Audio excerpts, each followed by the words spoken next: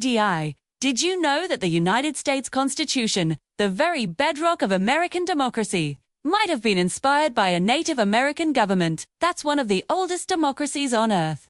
It's a chapter of history often left out of our textbooks, but today, we're diving deep into the story of the Haudenosaunee Confederacy and its profound influence on the Founding Fathers. Let's rewind the clock, way back before 1776, to land that would become the United States was home to countless indigenous nations, each with its own sophisticated systems of government. Among the most powerful and influential was the Haudenosaunee, also known as the Iroquois Confederacy. This was a league of 6 nations, the Mohawk, Oneida, Onondaga, Cayuga, Seneca, and later, the Tuscarora. They were united under a constitution called the Great Law of Peace. 2. The story of their union is legendary. It begins with a period of intense conflict and bloodshed among the nations. A visionary leader, known as the Great Peacemaker, emerged with a message of unity and strength. He, along with his disciple Hiawatha, traveled from nation to nation, proposing a new way of living together. The core idea was simple but revolutionary. The separate nations would maintain their own internal affairs but unite for common defense and matters of mutual interest. Sound familiar?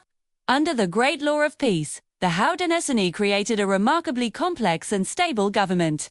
It was a representative democracy with a bicameral legislature, 2-house system where debate and consensus were paramount. Deleters, or sachems, weren't hereditary kings. They were chosen by the clan mothers. This is a crucial point. Women held immense political power. They could not only appoint leaders, but also depose them if they failed to act in the people's best interest. Talk about checks and balances. The Confederacy was bound by a shared constitution that guaranteed freedom of speech, freedom of religion, and rights for every individual. Their symbol was the great white pine, the tree of peace. Its branches sheltered all the nations of the League, and its roots spread out in the 4 cardinal directions, welcoming anyone who wished to find peace under its protection. An eagle sat at the top, ever watchful for threats to that peace. It was a powerful symbol of unity, liberty, and security.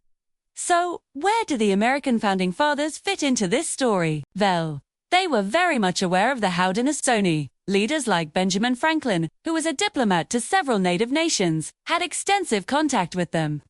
Franklin, in particular, was deeply impressed by their political system. He observed their Grand Council in action and wrote about it extensively. In 1754, at the Albany Congress, Franklin proposed the Albany Plan of Union. His goal was to unite the 13 fractious British colonies into a more cohesive entity, primarily for defense. And what model did he point to? The Haudenosaunee Confederacy.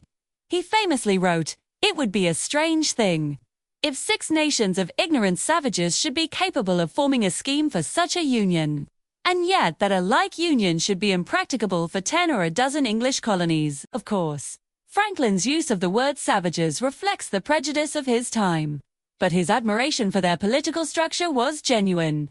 He saw in the Haudenosaunee a working example of independent states united under a central government, a model that balanced individual sovereignty with collective strength. The Albany Plan ultimately failed, but the idea didn't die. 2 decades later, as the colonists were on the brink of revolution, the need for unity was more urgent than ever.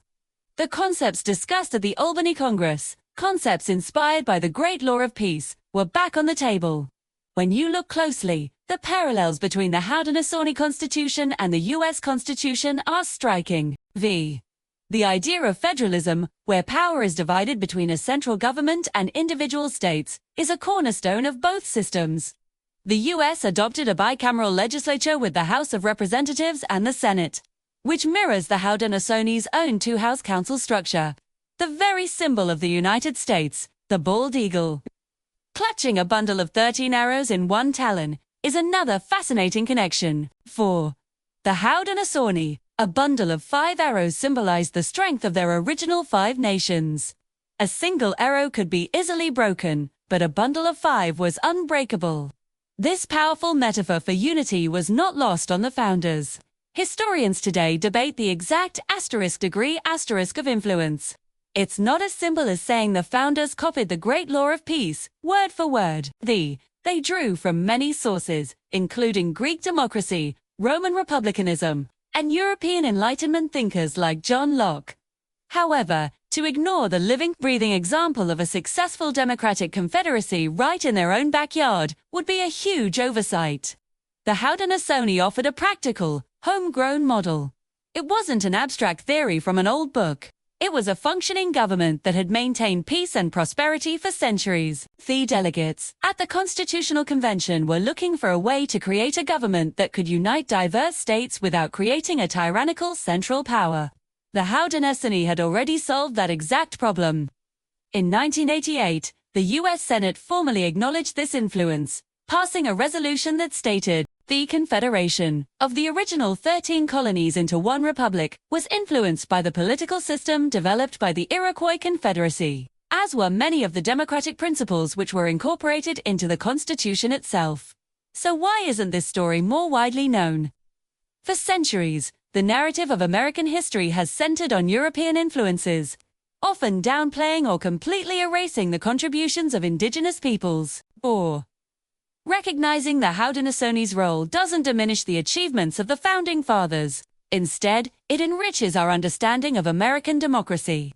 It shows that the ideals of liberty and representative government are not exclusive to one culture, but are universal human aspirations. The legacy of the Great Law of Peace is a powerful reminder that the story of America is far more complex and interconnected than we often taught. It's a story of cultural exchange, of old ideas meeting new ones, and of a quest for a more perfect union that began long before 1776. The Haudenosaunee Confederacy not only shaped the past but continues to exist today, a sovereign nation carrying forward a tradition of democracy that helped inspire the world. Thank you so much for joining me on this journey into a forgotten corner of American history. If you found this as fascinating as I do, please hit that like button, subscribe for more deep dives, and share your thoughts in the comments below. What other hidden histories should we explore next? Let me know. See you in the next video.